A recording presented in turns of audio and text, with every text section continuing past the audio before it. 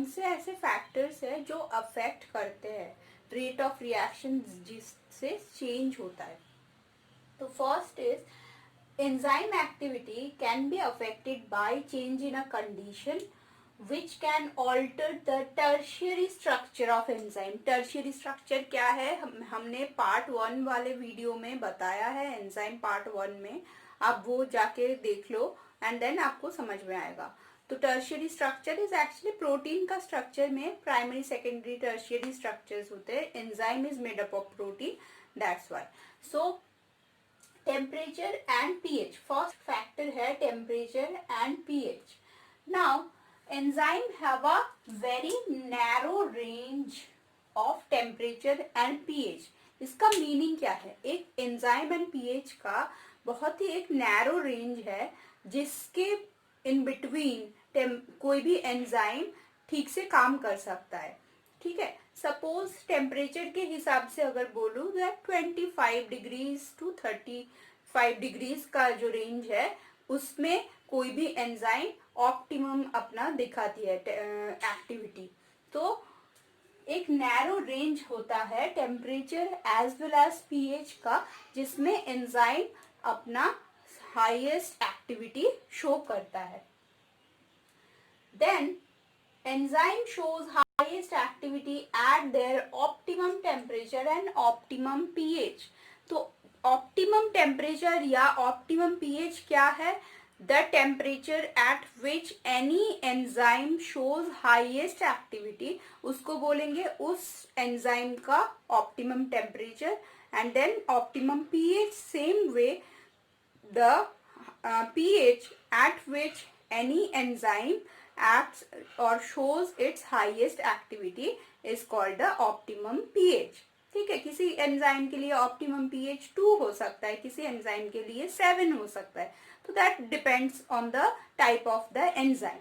Now ये चीज समझा optimum temperature and optimum pH क्या है. नेक्स्ट हम देखेंगे दैट लो टेम्परेचर पे क्या होता है. जब टेम्परेचर उसके जो ये रेंज है जिसमें वो फंक्शन करता है, एक्ट करता है अच्छे से, उससे जब लो हो जाता है, कम हो जाता है, देन इनएक्टिव स्टेट में एंजाइम चला जाता है. एंजाइम इनएक्टिव स्टेट में चला जाता है, मतलब वो फंक्शन नहीं करता.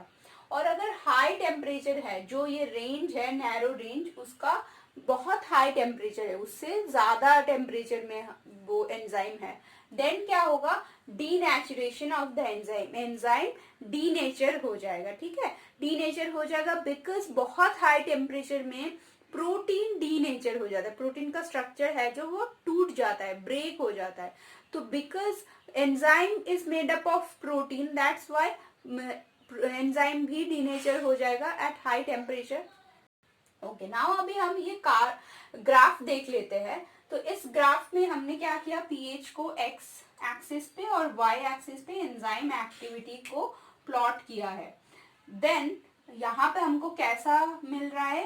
कार्व, बेल शेप, एक बेल शेप का कार्व मिल रहा है. इसका मीनिंग क्या है? दैट पीएच यहाँ से यहाँ पे ऑब्वियस सपोज पीएच 1 है, देन 2, ऐसे ऐसे हम इंक्रीज हो रहा है इधर. ठीक है, तो 1 पीएच पे इसका एंजाइम एक्टिविटी कितना है? सपोज दिस 2 पीएच पे बढ़ रहा है. ऑप्टिमम पीएच उसका जितना होगा, सपोज इन दिस केस अगर 5 है, तो वहां पे उसका एंजाइम एक्टिविटी हाईएस्ट पीक पे आएगा. देन उस पीएच के बाद 6, 7 ऐसे जब इंक्रीज हो रहा है, उस पीएच के बाद धीरे धीरे एंजाइम एक्टिविटी फॉल होता जाएगा.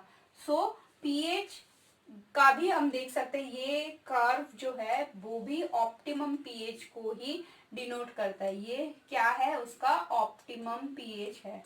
ठीक है, तो ये हो गया. नेक्स्ट टेम्परेचर के हिसाब से देख लो. टेम्परेचर भी सेम वे वो बेल शेप का कर्व मिलता है हमको. यहाँ पे टेम्परेचर सपोज 10 डिग्रीज 20 डिग्रीज ऐसे हमने पुट किया है. तो 10 डिग्रीज पे उसका एंजाइम एक्टिविटी जितना होगा 20 पे इंक्रीज हो रहा है. एंड ऑप्टिमम टेम्परेचर पे हाईएस्ट एंजाइम एक्टिविटी है. एंड ऑप्टिमम टेम्परेचर से जब धीरे धीरे ज्यादा हो रहा है टेम्परेचर, तब भी एंजाइम एक्टिविटी घट रहा है या डिक्रीज हो रहा है, और ऑप्टिमम टेम्परेचर से जब लोअर होगा टेम्परेचर तब भी एंजाइम एक्टिविटी कम होगा. सेम वे ऑप्टिमम पीएच से जब पीएच इंक्रीज होगा enzyme activity lowers, and optimum pH से जब पीएच कम होगा तब भी enzyme activity lowers. So this is the one factor which controls the enzyme activity. Next factor जो हम देखेंगे concentration of substrate, तो वो देख लेते हैं. Okay, so the next factor is concentration of substrate. और students इसको बहुत अच्छी तरीके से समझना, concentration of substrate is very much important. ठीक है, इससे बहुत सारे questions आते हैं. तो कॉन्सेंट्रेशन ऑफ सबस्ट्रेट कैसे एंजाइम एक्टिविटी को अफेक्ट करता है देख लेते हैं. तो first is with the increase in substrate concentration, velocity of reaction rises first and eventually reaches to Vmax, that is maximum velocity. क्या बोला हमने? सबस्ट्रेट कॉन्सेंट्रेशन जब इनिशियली धीरे धीरे इंक्रीज करेंगे देन रिएक्शन का रेट जो है और वेलोसिटी ऑफ दैट रिएक्शन क्या होगा, धीरे धीरे इंक्रीज होगा. बट आफ्टर सम टाइम हम जितना भी सबस्ट्रेट का कॉन्सेंट्रेशन इंक्रीज करें the velocity will not increase more. तो इसी को, इस पॉइंट को जहां पे वेलोसिटी मैक्सिमम हो गया है और इंक्रीज नहीं हो सकता, that maximum point is called as Vmax. इसको Vmax या मैक्सिमम वेलोसिटी ऐसे बोलते हैं. तो Vmax क्या है? Vmax is the substrate concentration at which velocity of the reaction is maximum. उसको बोलेंगे Vmax. ठीक है.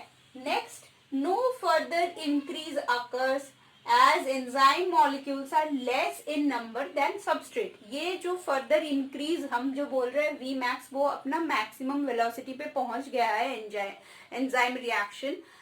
But why is that so? उसका reason है because जितने भी suppose यहाँ पे हमने, ये है अपना जहाँ पे reaction हो रहा है, यहाँ पे 5 enzymes है. ठीक है, 5 ऐसे enzymes है. तो पहले हमने एक एंजाइम डाला था, तो 5 एंजाइम्स है. पहले हमने एक सबस्ट्रेट डाला था तो रिएक्शन हुआ, फिर 2 सबस्ट्रेट डाला, रिएक्शन रेट इंक्रीज हुआ, 3 डाला और ज्यादा वेलोसिटी इंक्रीज हुआ. बट ऐसे करके जब सारे एंजाइम सबस्ट्रेट से फुल हो जाएंगे और इसके बाद हम जितना भी ऐड करें there is no free enzyme for binding. अगर एंजाइम फ्रीली अवेलेबल नहीं होगा, बाइंड नहीं कर पाएगा, देन कैसे रिएक्शन का रेट या वेलोसिटी इंक्रीज होगा? That is not possible. That's why after Vmax we cannot increase the velocity of the reaction. Okay, now there is another term. यहाँ पे हम दो टर्म देख सकते हैं, Vmax half और Km. तो Km क्या है? Km is a constant and ये है the substrate concentration at which half Vmax is achieved. ऐसा एक सबस्ट्रेट कॉन्सेंट्रेशन हम धीरे धीरे इंक्रीज कर रहे हैं, तो एक ऐसा सबस्ट्रेट कॉन्सेंट्रेशन आएगा जहां पे Vmax से आधा, मतलब हाफ वेलोसिटी हमको रीच हो जाएगा. Vmax से हाफ वेलोसिटी रीच हो जाएगा. तो हाफ Vmax जिस सबस्ट्रेट कॉन्सेंट्रेशन पे रीच होता है that is called as Km. ठीक है, तो Km is the substrate concentration at which half Vmax is achieved.